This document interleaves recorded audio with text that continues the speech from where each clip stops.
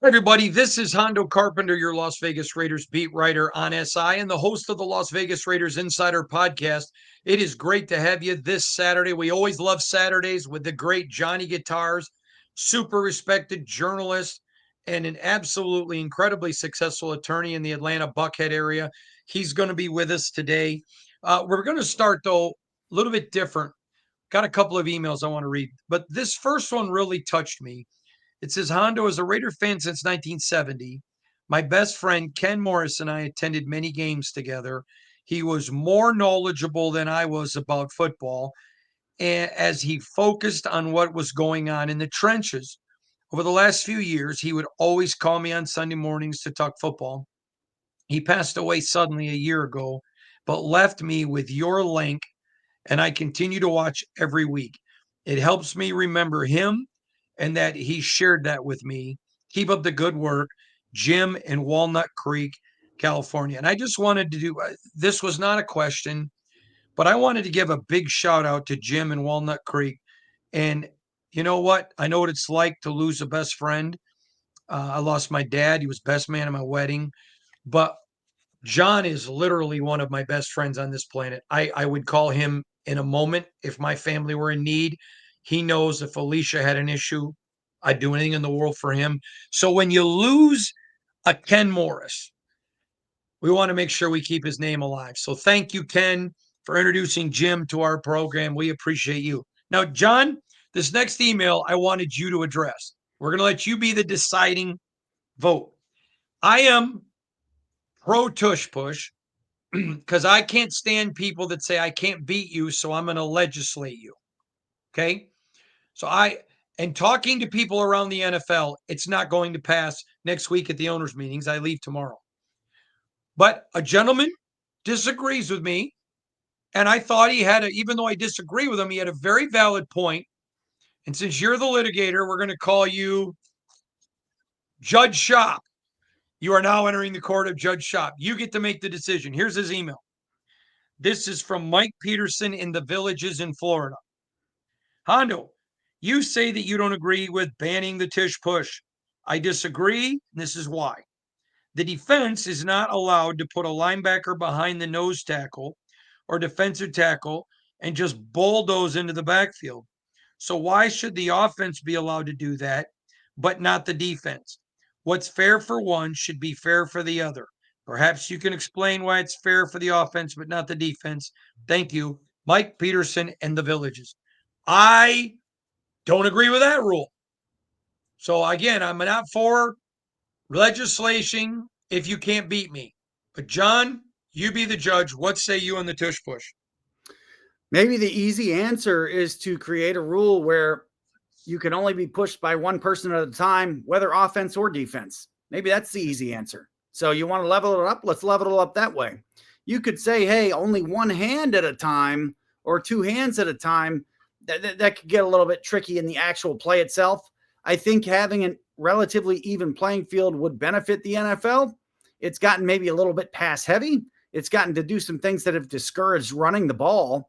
This is a different way to do it, but obviously it's brought more attention to running the ball. I think it's a fair point. It's a fair point if there can be no additional leverage by a push, one defender in the second level to the guys at the line. Yeah, that's probably a pretty reasonable thing, but I don't think banning it is the answer. I think equalizing it, making a rule across the board. You're the kicker, the punter, the safety, the quarterback. You can only have one person pushing you at a time. If two people do, it's a spot foul plus 10 yards going the other way. That's my thinking. Agree. All right. The next one, last email, then we're going to get on to some topics. With the rumors of the Giants and Browns might be trying to draft a quarterback, good players will inevitably fall. Do you believe in these rumors? And can you see the Raiders picking up one of the elite players that they didn't think would still be there, like they did back last year with Brock Bowers? This is from Manny S. and Modesto. 100%. There's so many bad drafting teams, Johnny. I am all in. The Raiders are going to have a great job. I think, and you saw it Thursday in my mock draft, I think the Raiders will probably trade down ideally, but I think there's a couple guys, if they fall, they're not trading. They're picking. But I love that. With all the bad drafting teams, I totally see this draft. This is going to be the funnest draft that I remember in a long, long time. There's a lot of stuff that interests me. I understand it's a deeper running back draft. Consider that. And I really think Jackson Dart is the X factor of the first round. How bad do people want him? Is somebody like the Raiders willing to trade back for him? Are they willing to jump up later in the first round? Could the Rams get Jackson Dart and go ahead and groom him to be the next guy? Sean McVay knows how to develop quarterbacks. There is some interest in this one. There's some interest in the top two because of how bad the Giants looked with the Daniel Jones decision that tied an arm around their back. And with the Cleveland situation, they got a big problem that nobody wants any part of. That's not really simple on the cap. And then they had a player say, hey, I want out of here, and reverse course. So now you're thinking, well, what if they put a bookend on the other side? Really interesting stuff. The Raiders are going to be right there in the mix of it. And depending on how this breaks, like you say, ahead of them, they may have some different options. And I'm very curious who would be calling the Raiders and why and what they would want at that position. And what if one of the quarterbacks that the Raiders would simply take falls, even though they've got Geno Smith? Are they willing to pass that person by? Too much interesting stuff. To me, the most interesting player for me, just a personal thing, is Jackson Dart. What happens I'm sorry. Yeah, that's the guy that's most interesting to me. And if he factors in round one and all.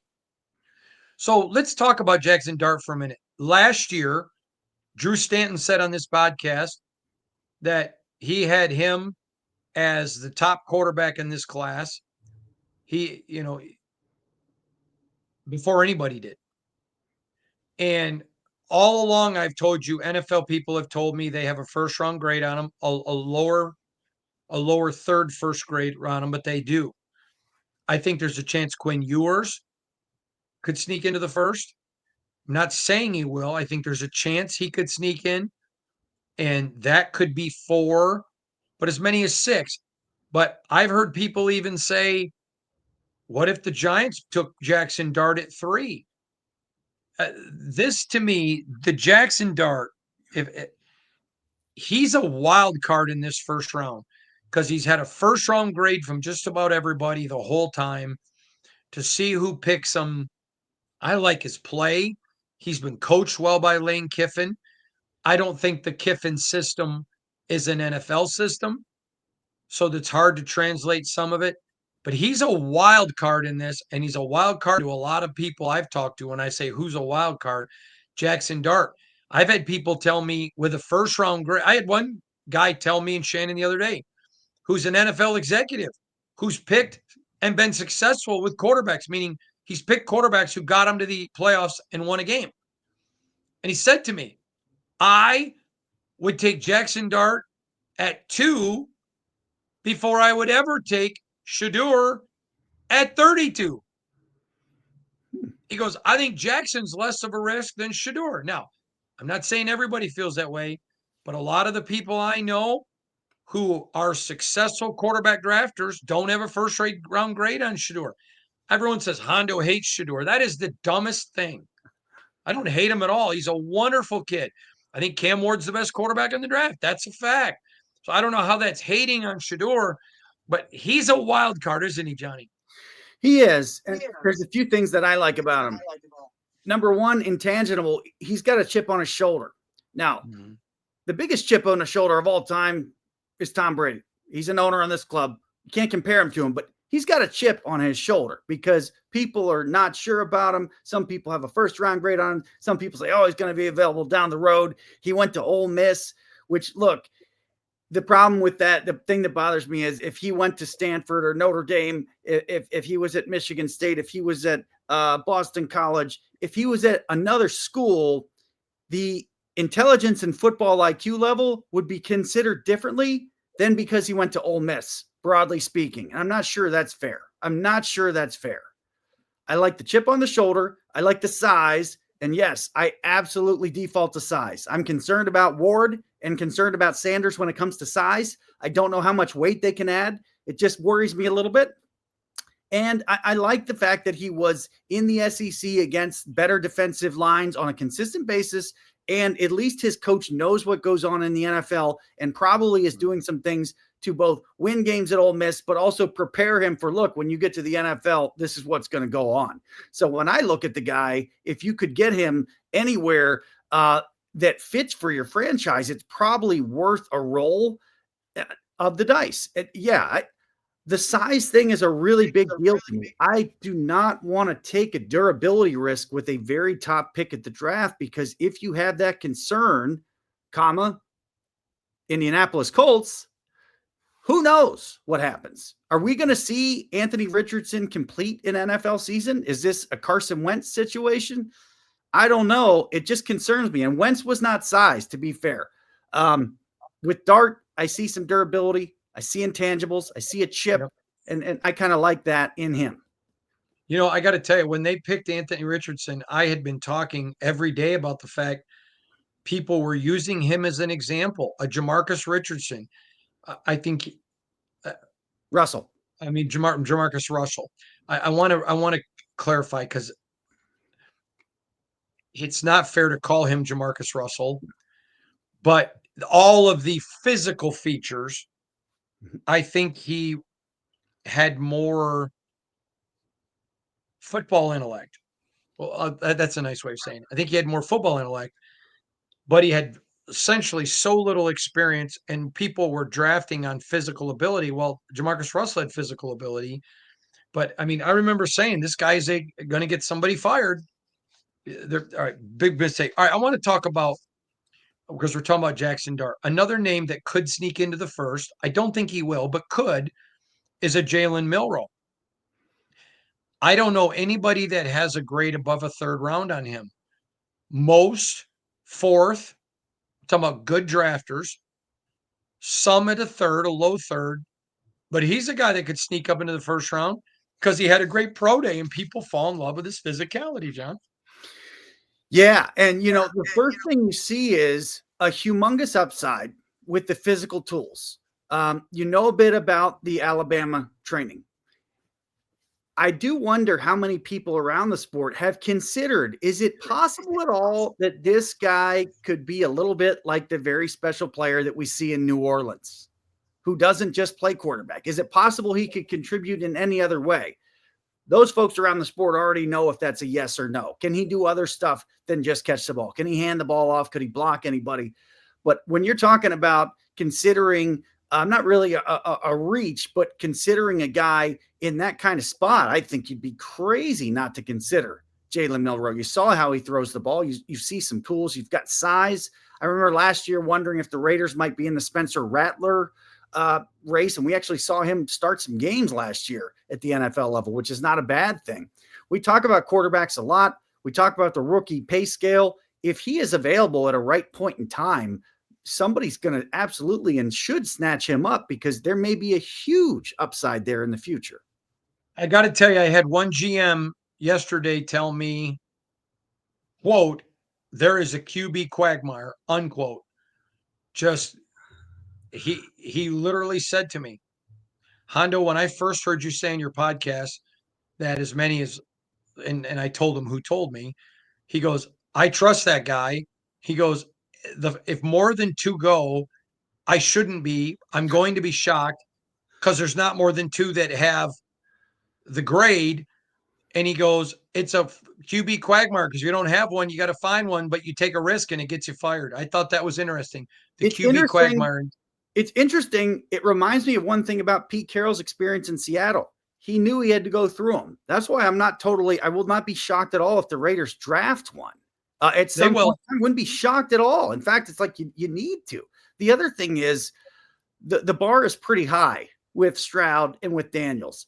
It's easy to say we're probably not going to see that again this year, because historically you don't see that very often, and we know who's coming out. It's no knock on them, but this is such a complicated position, so complex, so much going on the field, off the field, just before the snap. How many of these guys are ready to lead an NFL offense from the time the last play ends to before the snap, getting everybody lined up, getting into the play, getting the formations, all that kind of stuff. This is not easy stuff. It's no knock on the players. It's just there is a development curve. So I'm looking for which guy gets into a really good position, which guy is drafted into a good position. It's not that they're going to be Jordan Love, but into a position where they've got some time, they've got some mentorship, they've got a chance to be groomed.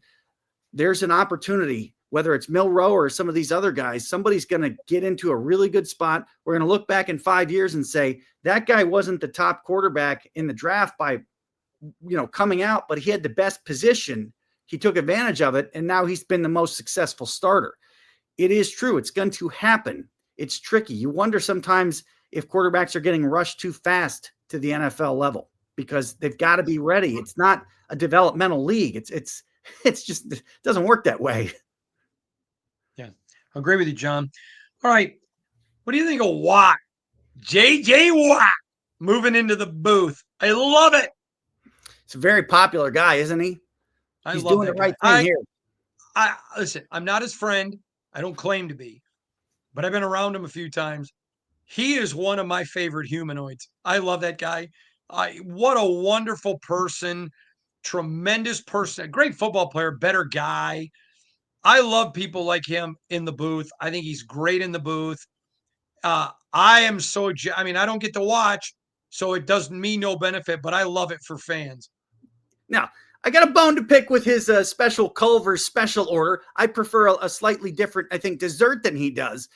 He's a popular guy going forward. A lot of people are like, what is it about that guy? There's a little bit of charisma that he has that's similar to one John Madden. There really is. Mm-hmm. I really like his television progression, starting on the desk, getting his feet wet, and then going up to the booth. I think you're going to see a pretty good learning curve. This is a good move that a lot of people are going to like because they like J.J. Watt.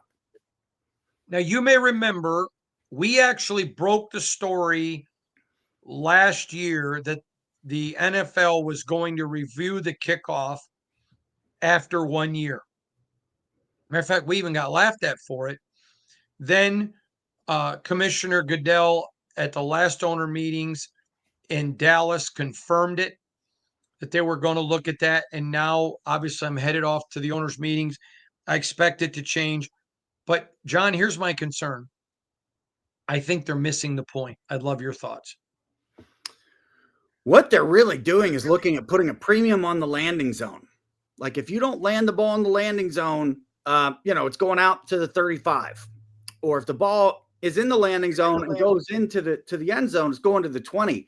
So what we're looking at now really is placement. I think the bigger issue, and I'm surprised it wasn't up for adjustment, is to move the kicker back a little bit and move the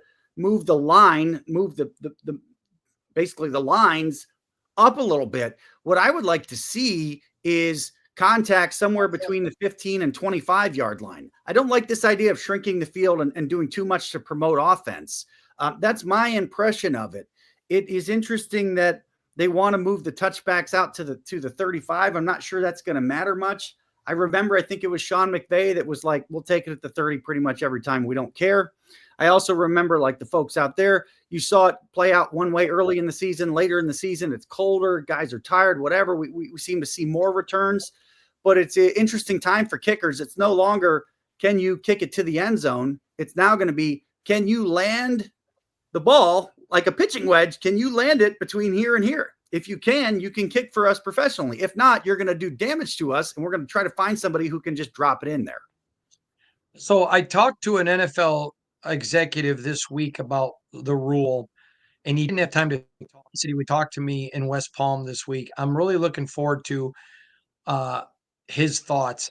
It's going to be fascinating to me to watch how this plays out this week coming up in West Palm. John, I want to talk to you about the rule change proposals. We already talked about Tush Push, but let's talk about them.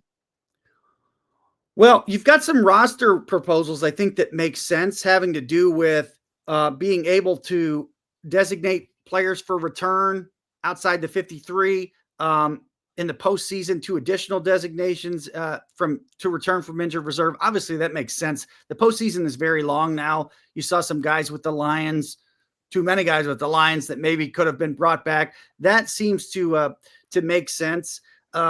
the kickoff stuff and some of the replay assistant, that stuff is interesting. To be honest with you, though, the more interesting stuff to me is what we're going to see in the UFL.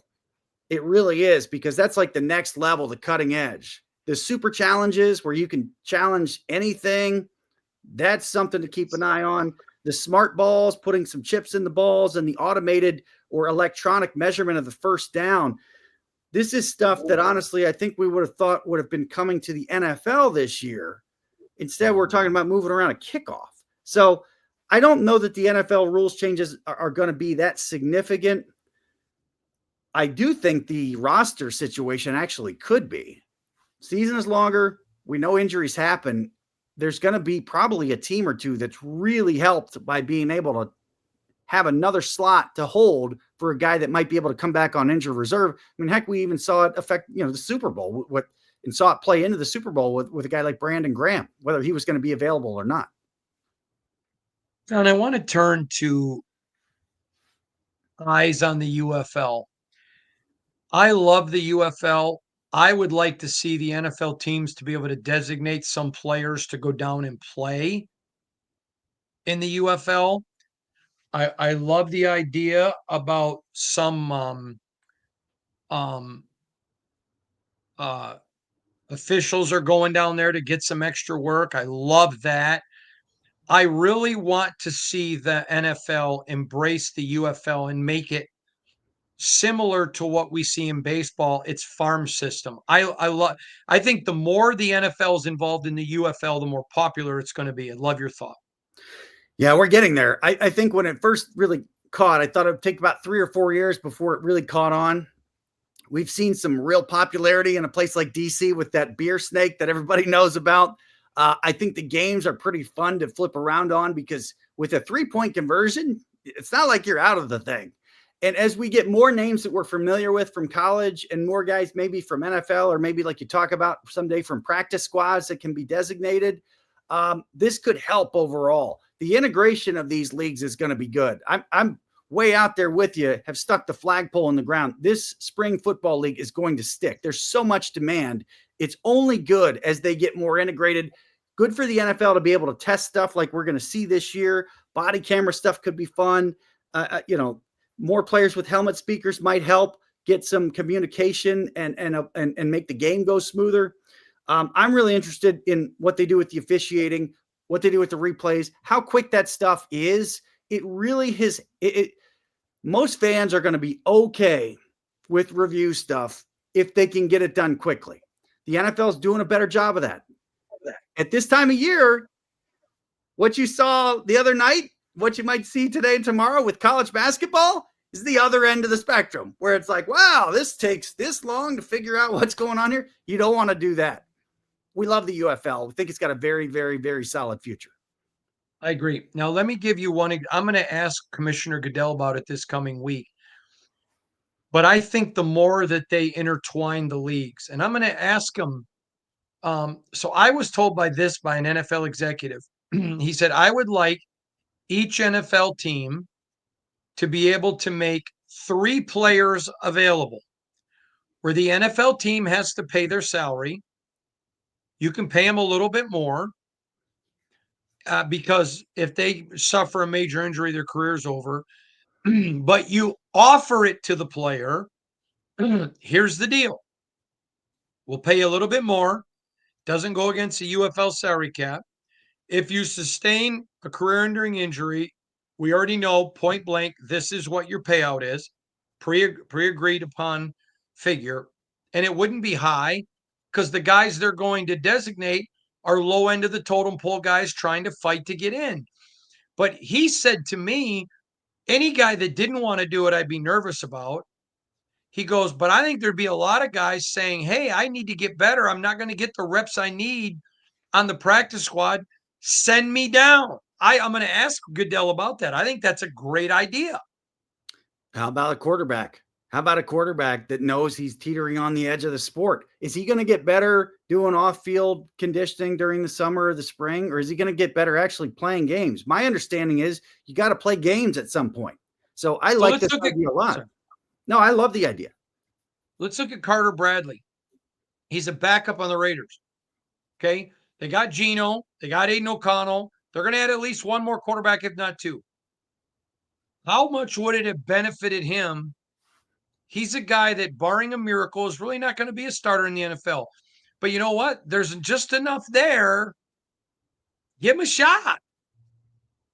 The coaching is there too. The coaching at the UFL level is there. These are guys and faces and names we know. I think it's a great idea, and I'm very interested to hear the commissioner's answer. So, John, the world around the NFL is not always ordinary or normal for players. I remember my wife and I were out to dinner with a very famous football player and his wife, and a woman came up to the player and handed him her number. And the wife said, "This is my husband." She goes, "That's all right, honey. Everybody needs dessert." And I remember my wife literally got in the car and she was crying. I said, "What are you crying about?" She goes, I feel so bad for that woman, and I totally respect how her husband handled it. I'm not going to say who, but he shot her down. It's like, this is the mother of my children. You must not think very highly of me if you think that. Anyways, life isn't ordinary or normal around a lot of these players. Let's talk about that. No, there's a story this week that people they should check out. It has to do with Chief Xavier Worthy. He had to sue an ex-fiance alleging extortion and abuse. This is stuff that happens like a Hollywood story. Basically, he is alleging that his fiance was trying to extort him, was trying to leak stories to the media about made-up abuse and made-up basically neglect. This is stuff that these guys have to be aware of all the time. They practically need a personal security plan. They need cameras. They have to be real careful who they bring inside of their lives. We've seen a recent, not too long ago, we saw a very interesting case, something like this with a pretty well-known and a guy that's done some work around NFL games before, Rob Riggle, that story. And we saw their world is different because sometimes people are coming at them with weird intentions and with weird energy. Now, we don't know the story here, but this is extreme. This is a suit against an ex-fiance. In my experience, when this kind of stuff happens, a lot of times it's because somebody wants to clear their name and set the record straight. I think way back about Juwan Howard when he was with the Bullets, and Chris Webber, and Juwan Howard suing a lady for his good name and $1 back. He won that case. He got the dollar.